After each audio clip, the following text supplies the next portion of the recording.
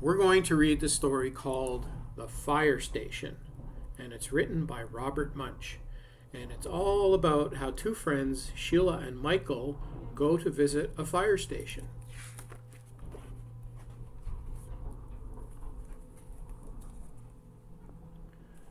Michael and Sheila were walking down the street.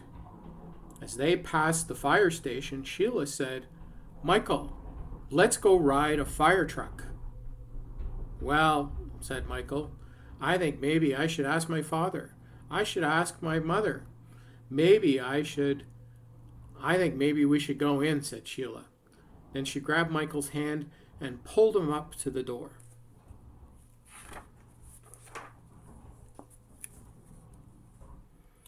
Sheila knocked on the door. Blam, blam, blam. A large fireman came out and said, "What can I do for you?" "Well," said Michael, "maybe you could show us a fire truck and hoses and rubber boots and ladders and all kinds of stuff like that." "Certainly," said the fireman. "And maybe," said Sheila, "you'll let us drive a fire truck?" "Certainly not," said the fireman.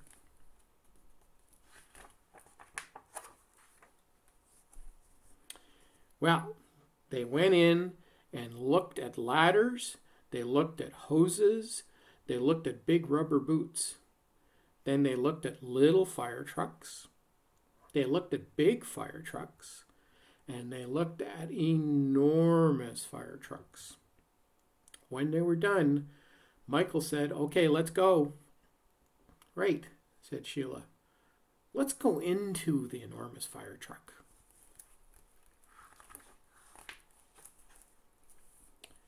Well, while they were in the truck,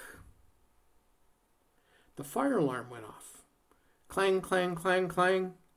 "Oh no," said Michael. "Oh yes," said Sheila. And then she grabbed Michael and pulled him into the back seat. Firemen came running from all over. They slid down poles and ran downstairs. Then they jumped onto the truck and drove off. The firemen didn't look in the back seat. Michael and Sheila were in the back seat.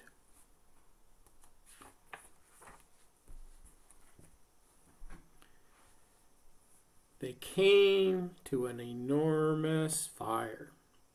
Lots of yucky, colored smoke from all over the place got all over everything.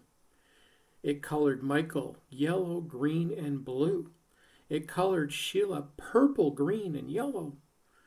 When the fire chief saw them, he said, "What are you doing here?"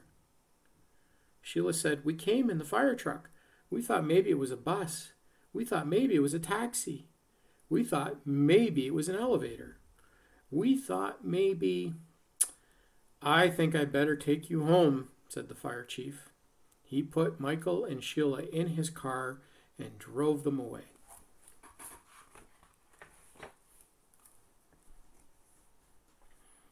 Well, when Michael got home, he knocked on his front door. His mother opened it and said, "You messy boy, you can't come in and play with Michael. You're too dirty." She slammed the door right in Michael's face.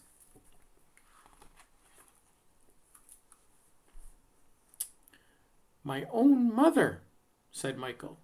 "She didn't even know me." He knocked on the door again. His mother opened the door and said, "You dirty boy, you can't come in and play with Michael. You're too dirty. You're absolutely filthy. You're a total mess. You're, oh my, oh no, you're Michael." Michael went inside and he lived in the bathtub for 3 days until he got clean.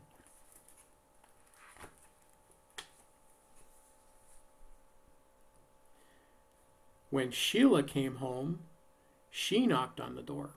Her father opened it and saw an incredibly messy girl.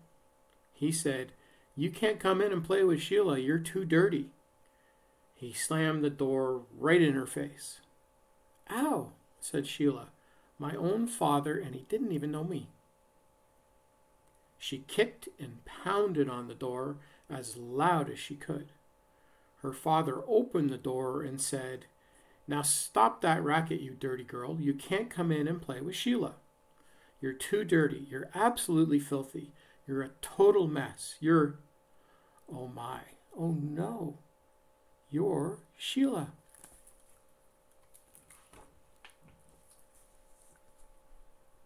"Right," said Sheila. "I went to a fire in the back of a fire truck and I wasn't even scared." Sheila went inside and lived in the bathtub for 5 days until she got clean.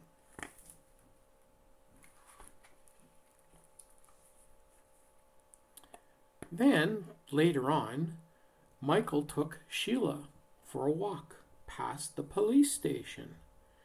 He told her, "If you ever take me in another fire truck, I'm going to ask the police to put you in jail."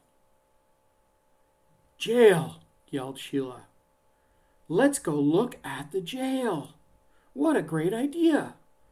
"Oh no," yelled Michael, and Sheila grabbed his hand and pulled him into the police station.